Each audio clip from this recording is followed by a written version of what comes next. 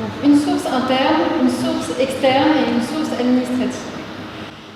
Ce qui est hyper important, c'est d'avoir conscience que si on se bat contre une seule de ces sources, on ne sera jamais efficace. Par exemple, si on s'intéresse à la démarque inconnue, la démarque externe, le vol à l'étalage, pourquoi a-t-on du vol à l'étalage? Est-ce que c'est une question de merchandising? Est-ce que c'est parce qu'on n'a pas assez d'équipes sur le terrain? Est-ce que c'est un problème anti-vol? Il y a plein de raisons. Et il faut vraiment creuser et aller plus loin, et c'est là qu'on aura vraiment les solutions. Qu'a-t-on observé sur le terrain? On a observé que la démarque inconnue externe était liée à la présence des vendeurs sur le terrain. Ne serait-ce que de dire à un client bonjour madame, de lui signaler qu'on lui porte son attention, ça peut le dissuader. Les équipes en magasin soient préparées à faire face à une situation inconfortable. Mais vous devez impérativement également avoir recours à des solutions qui soient de 3 ordres. Premier ordre, c'est, bien entendu, c'est le plus important pour moi, c'est les ressources humaines du magasin. C'est avec eux que vous allez construire l'essentiel de votre plan de lutte contre la démarque inconnue. Deuxième type de solution, c'est la mise en place de process. Les process vont participer également à la lutte contre la démarque inconnue.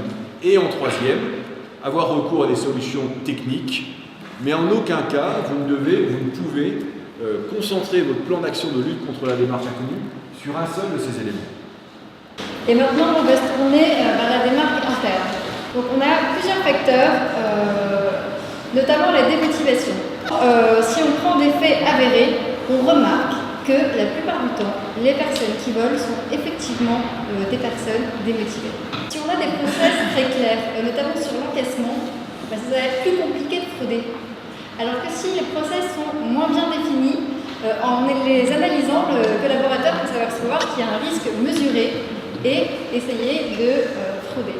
Moi, il y a une valeur à laquelle je crois essentiellement pour protéger un magasin, ce sont les valeurs managériales. Okay, je pense qu'un magasin qui se porte bien d'un point de vue des marques internes, des marques externes, éleveur opérationnel, c'est un magasin qui est bien géré. C'est un magasin où on a un responsable qui fait attention à son environnement de travail, où on a un manager qui fait attention à ses employés et qui vérifie ses process. Donc nous, de notre côté, en tant que responsable de la prévention des pertes, on utilise ce qu'on appelle des logiciels d'analyse de transactions. Donc ça veut dire que c'est un logiciel qui va nous remonter des transactions suspectes avec des indicateurs, avec des filtres, donc qui va nous remonter les mêmes tendances que le logiciel considère lui comme suspect. Pas tout le temps se dédoubler, on ne peut pas aussi faire appel à des sociétés extérieures qui peuvent faire des inventaires. Ça dépend de la taille de la société qui ont travaillé de réseau. Donc ce que j'ai mis aussi en place et qui fonctionne, c'est-à-dire qu'à capacité égale de magasin, je prends un exemple, Lyon peut aller faire l'inventaire de Nantes. Donc ça veut dire que tout doit être nickel et voilà, je fais aussi confiance. Voilà. Et ça a fonctionné, j'ai mis ça en place et ça a fonctionné. Je travaille dans un bureau dans un réseau de bureaux de charge, où on vend des devises différentes, donc c'est impossible de diviser. La marchandise, c'est des devises. Voilà. C'est des produits ou des cartes blanches. Et on a mis un système d'incentive pour les écarts de caisse qui peuvent dissimuler de la fraude interne l'an dernier. Et ça n'a absolument pas marché. C'est-à-dire qu'on défend aussi les valeurs d'intégrité, on fait du contrôle ponctuel, ils comptent la caisse tous les soirs, donc on manipule beaucoup d'argent. Et le système d'incentive était vraiment très intéressant. J'ai distribué beaucoup plus d'argent aux bons vendeurs. En revanche, je n'ai absolument pas freiné mon problème des cartes de caisse.